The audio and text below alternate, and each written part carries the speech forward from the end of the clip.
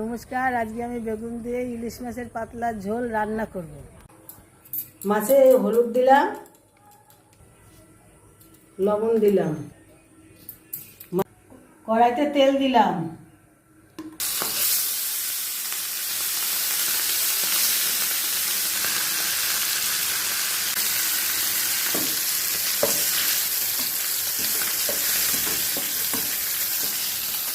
মাছ ভাজার এই তেলে কালো জিরে দিয়ে দিলাম, বেগুনগুলো দিয়ে দিলাম,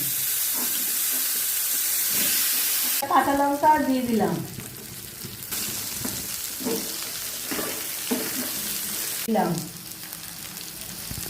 হলুদ গুঁড়ো দিলাম,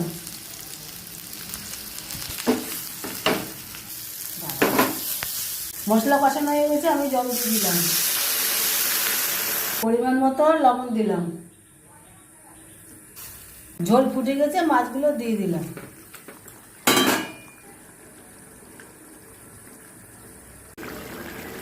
মাছ হয়ে গেছে, আমি এখন নামিয়ে নিচ্ছি।